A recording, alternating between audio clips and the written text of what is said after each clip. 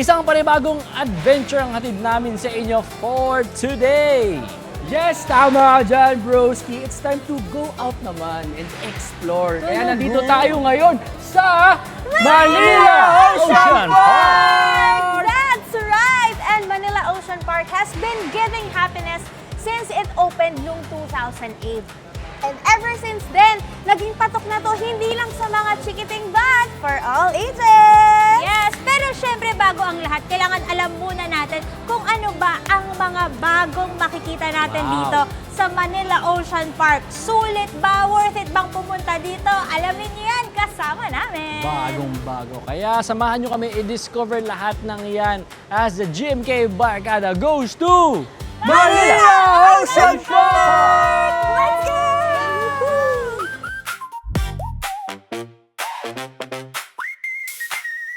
Explain muna natin sa mga kasangbahay natin na bago kayo pumasok sa ating Manila Ocean Park, syempre kailangan nyo muna ng ticket at pagpunta nyo dito, meron na tayong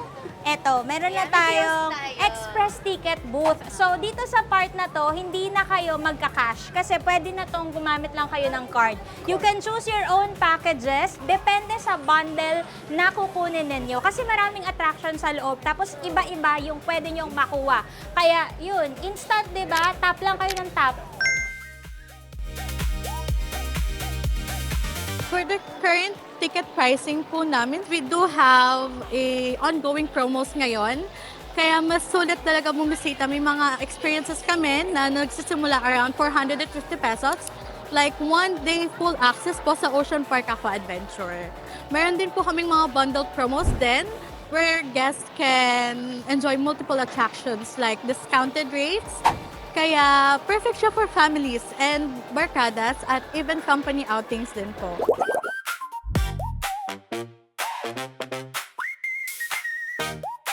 Lagi na. Ako bahala sa inyo. Guys, dito na tayo, pipila na tayo. Nakabili na naman tayo ng ticket natin. Gusto ko nang pumasok. Gusto ko nang i-treat yung mga kaibigan ko eh. Ako nang bahala sa inyo. Samahan nyo kami dito. Pasok na tayo sa Oceanarium. Let's go!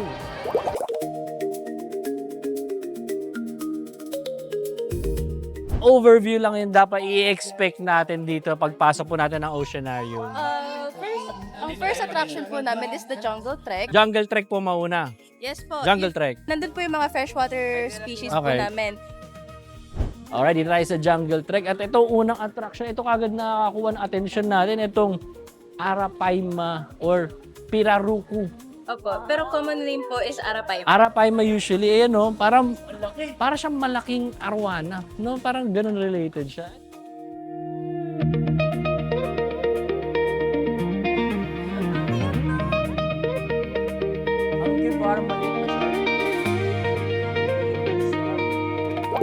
Ang susunod po na attraction is the reef, which is hina-highlight po yung kagandahan po ng coral reefs in our ocean and the other saltwater species. Kung first time po nila, it is a perfect time na bumisita here in Manila Ocean Park because marami ka na pong may experience in one visit. Nag-specialize din po sa educational tours and being an aquarist is more on in charge sa aquarium maintenance for the fishes, ensuring that they live very comfortable in the tanks of Manila Ocean Park.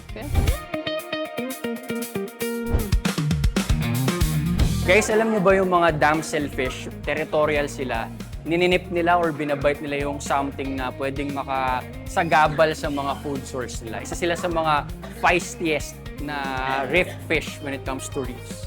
Cool, no?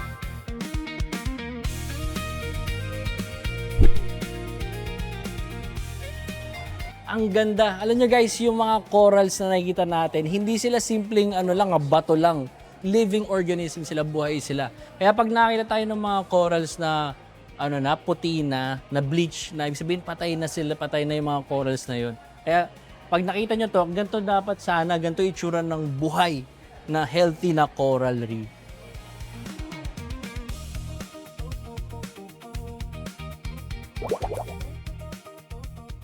Guys, ito na, papasok na tayo sa isa sa pinakakilalang kilala na attraction dito sa Ocean Park. Ito yung living ocean na kung saan, ito usually na nakikita natin yung parang nasa ilalim ka talaga ng dagat.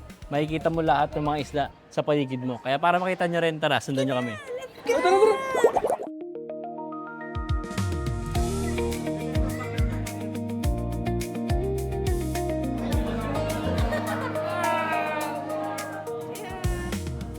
Nagwa-water change lang po kami when may nanonotice po kami na konting fluctuation, or we will assess if in the long run, magiging malala po ba yung epekto ng changes na yon sa isda. So, we ensure that our water is clean and optimal for the fishes. Hindi naman po kami ganong nagwa-water change. Sobrang natutuwa ako. Hashtag healing my inner child.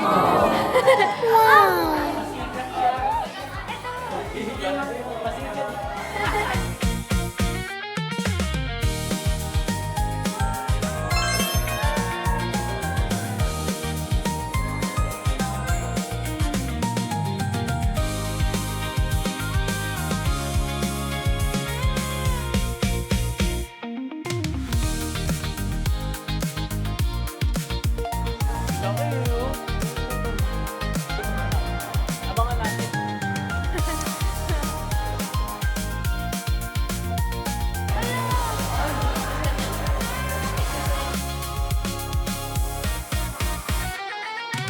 Wala pa tayo sa kalahati ng Oceanarium, guys. Pero kung sakaling gusto nyo mag-freshen up, gusto nyo minom, meron tayong bar dito. They offer coffee, drinks. Meron mga pastries din kung gutom na kayo.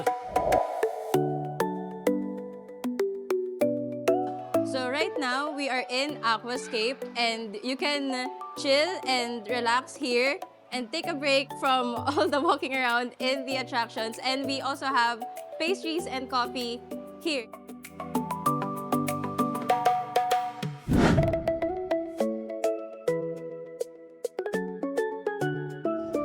Ayan, ito tayo up close and personal dito sa mga stingray natin dito sa Ocean Park. Ngayon, pwede natin silang pakainin. Takot ba kayo? Meron ba sa inyo takot? Hindi ako takot, kayo ba? Hindi naman. Sige nga, matapang ha. Tapang pala, ipakain natin to. Hindi, magpakain tayo ng mga stingray. Hindi naman nakakatakot eh. Kaya mo yan. Oo, di ba hindi naman siya takot, sabi niya. Hindi naman scared eh.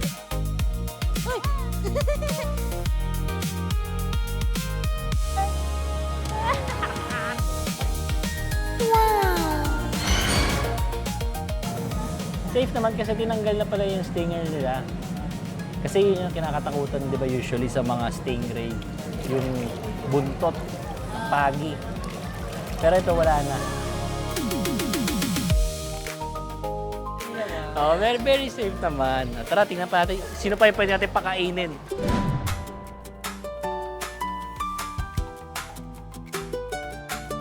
Ay, ito na. Ako, ito personally, pinaka-gusto kong part dito. Ito yung penguin exhibit. Kasi ito yung talagang mahirap. Wala naman tayong snow o yelo sa Pilipinas. Dito ka lang makakita ng True. penguin. Kaya mamaya may kukwento ako sa Ano yan? inyo kung ano yung story ng pagdating ng mga penguin dito sa Pilipinas. Dumating sila. Oo. Sakay ng... Lumipad sila. Halika, kasama namin sila. Ha? Kasama ang aming team. Mamaya tanungin natin. Tanungin natin kung ano ba. Lumipad ang aming team.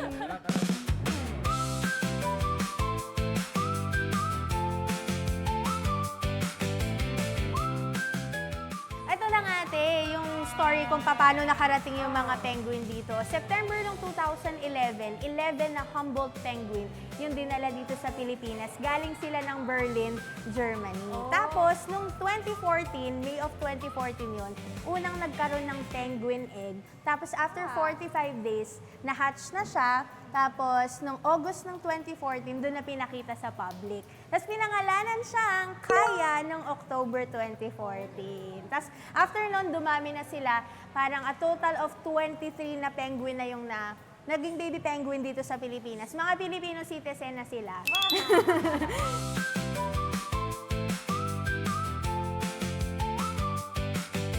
Madi-differentiate nyo daw kung ano yung babae at lalaki na penguin.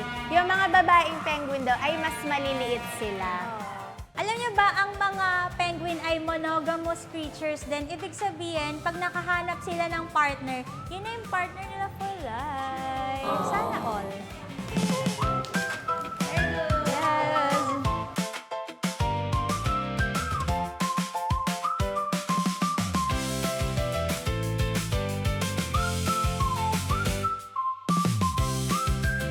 Aray ko! Ginagatan mo ako. Paano ka tinukbong tumukha sa'yo? Diba tinuturo ko? Sabi ko, dito. Ginagatan din.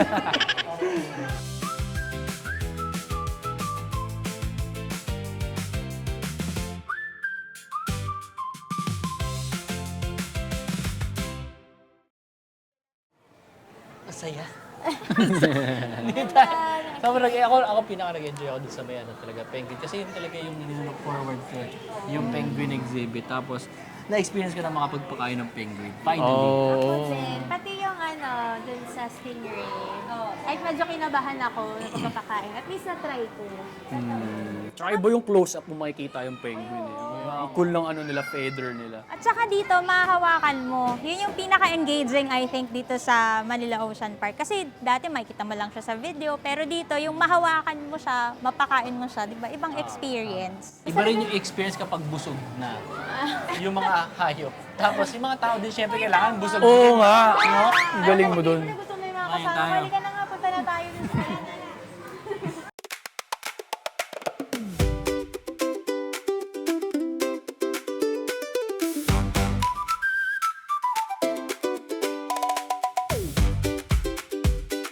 At dahil nagutom na nga kami kakalibot dito sa Manila Ocean Park, no? Buti na lang meron silang mga food options dito.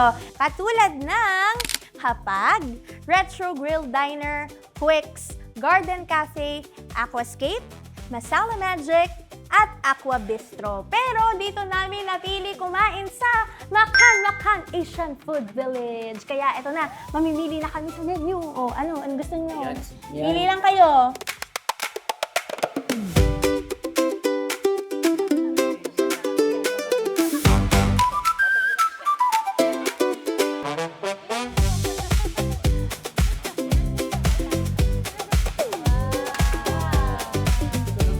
Alright, mga kasambahay, eto meron tayong crispy noodles, meron din tayong Hong Kong style steamed pampano, meron tayong Thai style fried whole tilapia, cereal prawns, bistec Tagalog, chicken adobo, at seafood fried rice. At syempre meron tayong pineapple shake.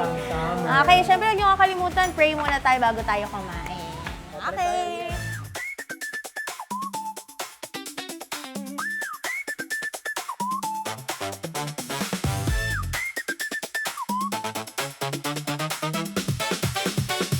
Good for sharing na mga kasambahay yung kanilang mga ulam dito. So, kung marami kayo, pwede na kayo mag-share na. Laki din yung serving ng rice.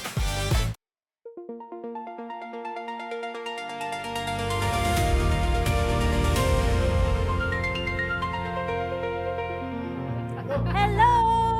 At ngayon ay nandito naman tayo sa Digital National Art Museum kung saan may experience nyo yung tinatawag nila na interactive digital art space. Interactive. Ibig sabihin, pagpasok niyo sa loob, makaka-experience kayo ng virtual reality. Merong mga ilaw, merong mga arts, merong mga motion sensor. Yung ibang art dito, kapag tinapik mo, magbabago ng kulay. Oo, kaya sobrang exciting na to. Kung interested kayo dito, punta na kayo. Samahan nyo kami para makita nyo. Let's go!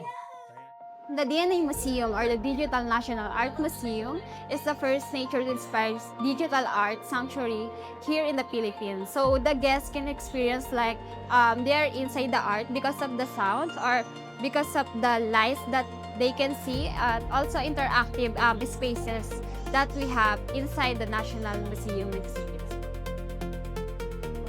Minsan nagmumukhang flat, minsan nagmumukhang, no? Oo, wala yung pwedeng ma-imagine. Grabe. Dito sa loob ng DNA Museum, meron kayong ma-experience na iba't ibang room na may iba't ibang theme.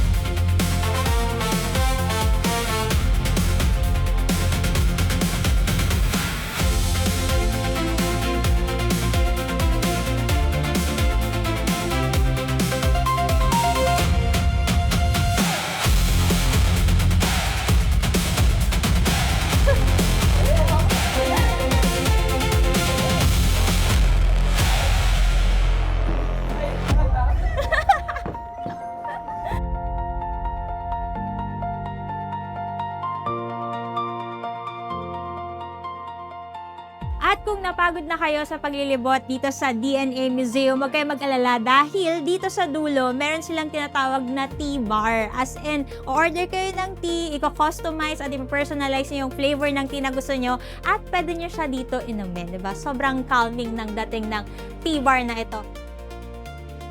You can purchase online ticket. It is advance booking. It will cost 670 pesos. If you want to something like a T-bar experience, it will cost 770. But if you will purchase your ticket here at the Manila Ocean Park, it will cost 700 pesos. But if you wanted to add T-bar, it will cost 800 pesos. Sa mga gusto maka-experience ng art and technology, visit lang po kayo sa Digital National Art Museum.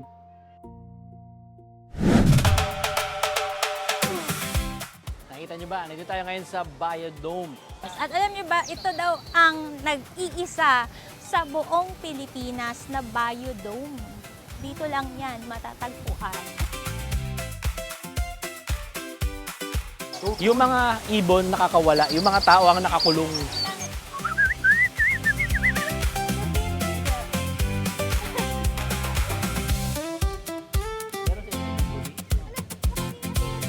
Ang biodome kasi is enclosed na area wherein nakokontrol natin yung mga temperature, yung mga humidity para ma-provide natin yung needs ng animals, especially yung mga animals na from other countries. As you can see, merong mga free flight tayo ng mga birds dito. Sila po ay mga raptors natin at freely sila nagpa-fly dito sa. Ilang taon na si Racing ba? Ilang taon na siya dito sa... It's 13 years po. matanda na rin siya Matanda na dito po siya si dito. Race. Diba? Mas kaya ko to kaysa mag-zipline eh.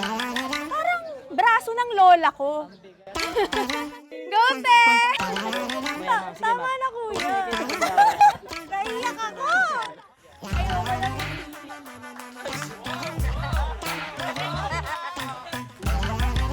The most unique siguro dito sa biodome is yung yung Scarlet Ibis at yung spoonbill. Opo. So yung Scarlet Ibis natin are usually in the wild kasi red, pure red talaga sila. This is due sa mga food na kinakain nila, which is yung shrimp, mga crustaceans at yun. So, nagde-develop sila ng coloration and this is the same process din sa mga flamingo.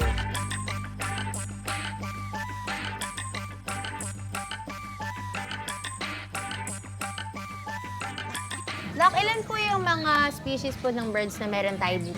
We have a lot of species. There's more than mga 50 species dito. So, iba-iba din naman. Meron tayong mga parrots, meron tayong mga raptors. Saka ito mga galliforms natin, which is yung mga... Pwede ba sila i-feed? Opo. Yung lalapit sila mismo. Ano Yan. pong klaseng bird? Ito po sun conure po siya. Isang maliit din na mga parrots. Meron tayong klaseng mga parrots dito. Mayroon tayong mga large na mga species. Yung cockatoos natin, mga macaws. Tapos ito, yung mga smaller breeds of parrots natin. Mga sun conures, cockatiels, tsaka yung green cheek conure. Dapat dinidilaan niyo yung kamay ko. Pawis ka kasi lasang asin. Matabang kasi yung sunflower.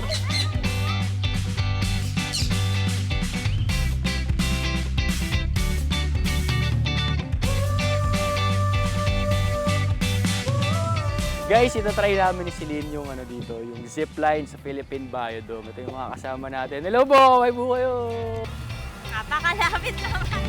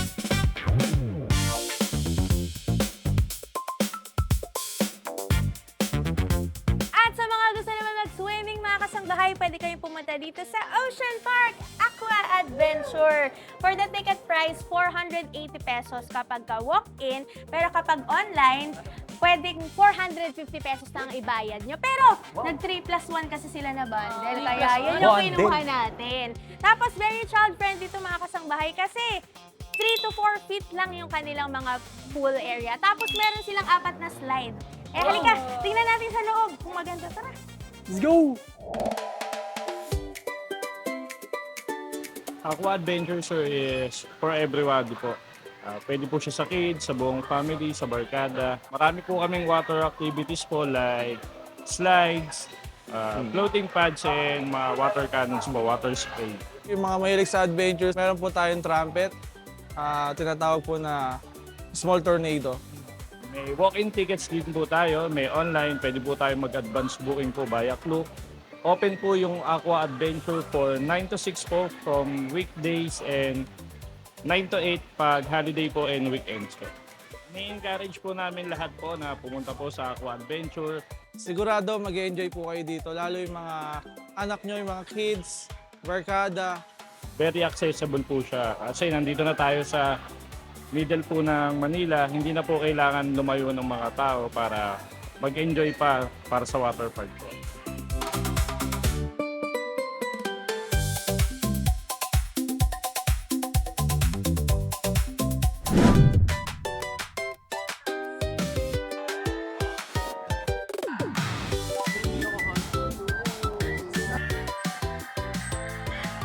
Ang binibisita mostly dito sa Manila Ocean Park usually is yung All-Star Bird Show tsaka yung Sea Lion Show natin.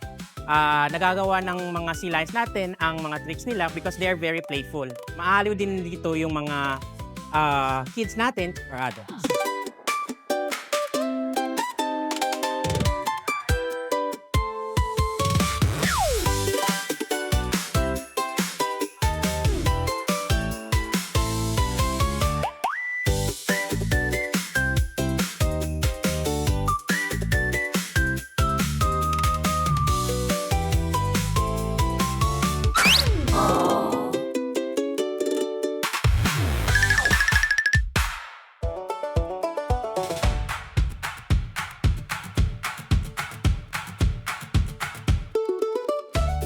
We have the South American sea lion, which is a larger species ng ating pinnipeds, and a smaller version would be our Cape fur seals.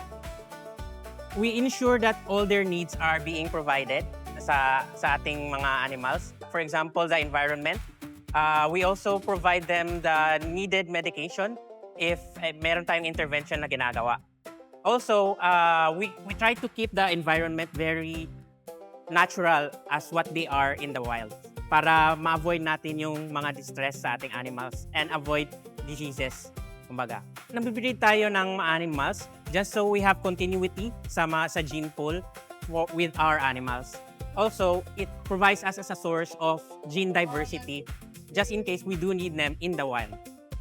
We do have a 30-day quarantine. That's what we do dito sa Manila Ocean Park just so we acclimatize yung mga animals natin into the environment which is in our aquariums as well as sa biodome natin. Yay!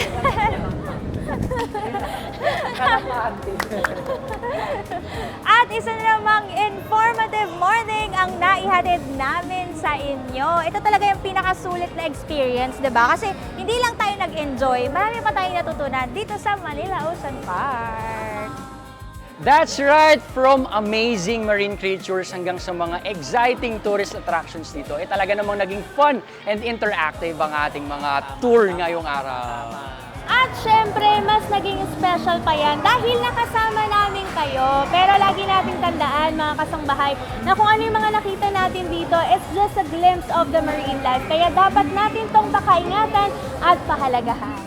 Tama. Kaya maraming salamat sa Manila Ocean Park para sa isang napakasayang adventure ngayong umaga. Kaya, kung nabitin kayo, samahan nyo lang kami for more adventures kasama ang GMK Barkada dahil mas masaya ang umaga sa Good Morning, Kuya!